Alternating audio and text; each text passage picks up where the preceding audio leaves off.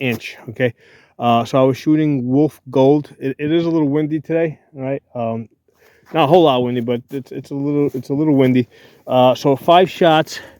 So they landed here, 1, 2, 3, 4, and then one went all the way out there. So the total group looks like it's about 6.5 inches.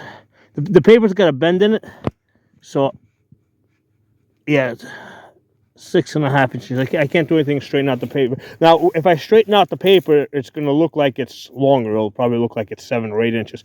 But I mean, the bend is in the paper. So we got 6.5 inches at 300 yards. The 4 shots, if we just look at the 4 out of 5, we got 4.5 inches at 300 yards. Now, the best I've ever hit on this with this rifle at 300 yards was actually 3.25 inches. Okay, so it was in the summertime. It was on a day that had no wind. I have hit 3.25 inches at 300 yards. I posted a video on that. So right today we got 6.5. The 4 shots are pretty impressive. Now, if you look over here, this is the 7.62 by 3.9 AR-47 that I shot.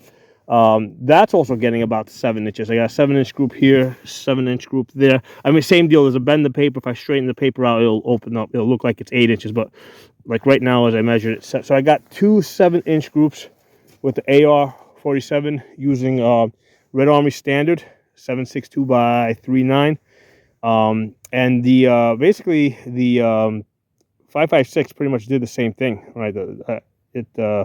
About 6.5, 7 inches at 300 yards. The difference is the drop and the magnification. When I shot the 7.62 in the AR-47, that had like a 2.5 to 20 scope on it, and I had to dial up. I dialed, like on this one here, I had 6. It was an MOA scope, so I had 6.5 MOA here, and then I reduced it to 6 MOA here, and I centered it right on the dial up. So I think I was shooting that in about 15 magnification.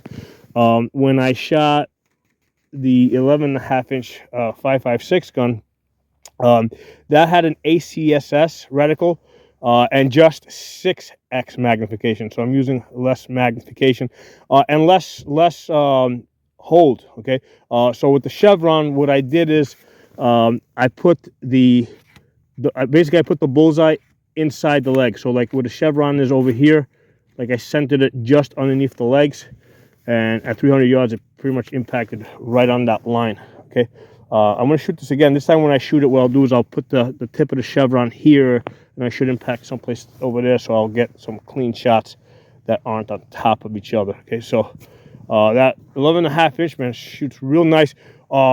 Pleasure. I mean, that gun is so nice to shoot. Here, I'll go back. I'll show you guys the gun. Here, let me show you guys the. I'm shooting from way back over there, 300 yards.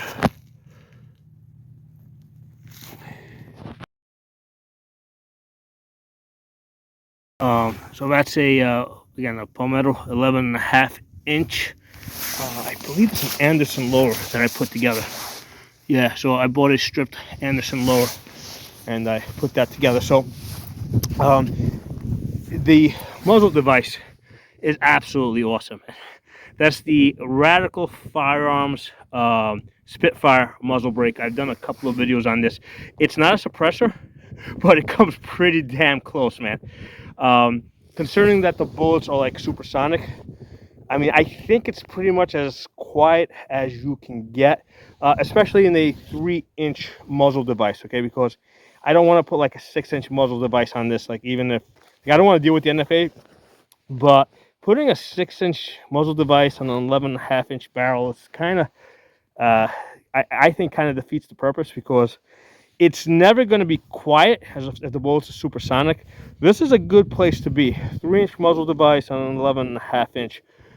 It is like when I'm shooting at the sound, it's just so, it's actually soothing. Okay, now I have I installed a Palmetto adjustable gas block on that. That goes a long way towards quieting the gun down, because I have it tuned down, and so basically everything's ejecting at about 4 o'clock, And what that does is it delays the bolt opening, so there's no port pop, right?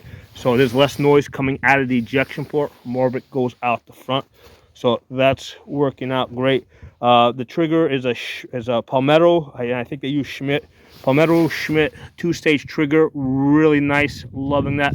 The iron sights are the Magpul low profile ones.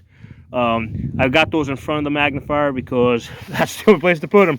And I've used them out to 100 yards. You know, you just basically just dial, dim down the red dot. They work. It's also great if you want to change out red dots, because basically you already got, in this case, I have a low 1/3 co-witness. So if I were to change the red dot, I just get a quick 0 to the iron sights. So iron sights working great. Really love that. I got the bevel level in the front. That goes a long way, especially with ground like this that's uneven. You need that bubble level so that you can level off the rifle. If you can't it, like if you take your fingers and if you can't it like this or like this, you can see, or like that or like that, you can see how you can, like, even at 100 yards, you can be like 2 inches off one way or the other. So the bubble level's critical, and it fits in real nice behind the front flip up sight. That is a I did a review on it. I forgot. I'll post it. Basically, I forgot what the name of this, but it only takes up one slot, that bubble level, so it fits real nice. It fits real nice behind those small Magpul flip up sights, which are stupid expensive. When I got them, the pair of iron sights was like $200.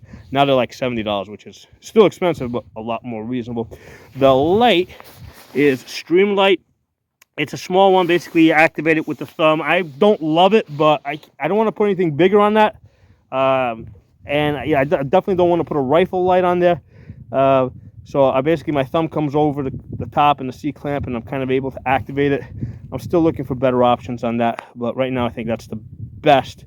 And let's see. So the red dot is the Howison 503 G ACSS. It has a chevron and the 3 dots underneath it, which is great for shooting at distance. The magnifier is the Vortex 6X.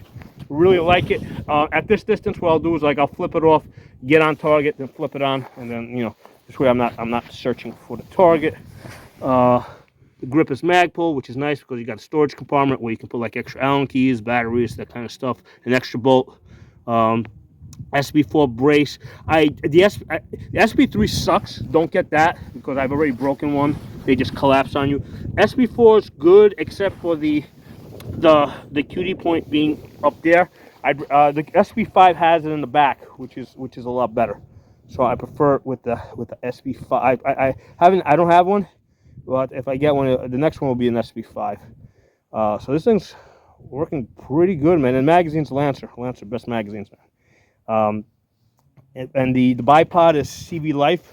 I have Magpuls. I like the CV Life better because of the quick attach on and off. That's just a lot more practical. So this is really like my favorite rifle right now to shoot. I mean, it just feels so nice, especially with the muzzle device in the front. I mean, I'm starting to understand why people have such a hard on for suppressors.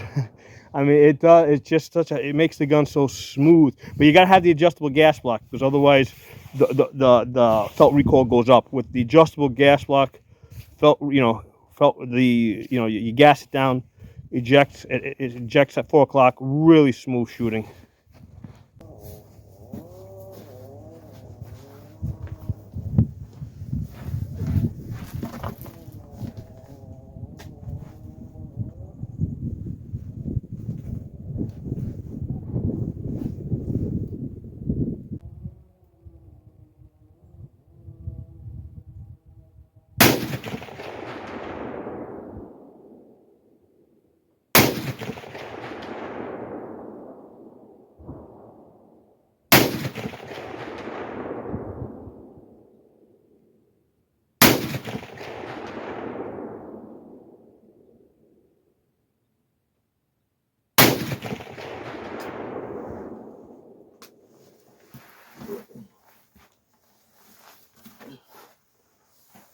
All right, so this is the group I just shot. This is 300 yards. I had to mark boxes over here, like squares, because there's some splatter over here that basically had made holes in the paper, so I could clearly see the bullet holes because there's like burn marks in them. So the one I just shot, stretch this out. I already measured, it's like 7.5 inches. So it's like, yeah, 7.5 inches. The group I just shot, and the group would have been much tighter. When I was shooting, I noticed that for 2 shots, I forgot to check my bubble level. And what that did is basically that's these 2 shots here. So what's happening is, you know, I was canted, right? So if you canted like this, you could see how if you canted like this or like that, it can move your shots to the, you know, either left or right. So I had not checked my bubble level. I forgot to do it. I took 1 shot, I took another shot, and I said, oh, let me check the bubble level.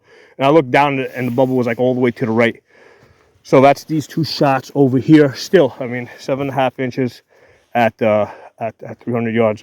That's pretty damn good, I think. You know, definitely combat effective. So the great thing about this is like up here, you know, like the great thing about this is that we're shooting budget guns with budget ammunition, right? That's the thing that's like I'm really the proudest with here, because up here we shot the AR-47 from Davidson Defense.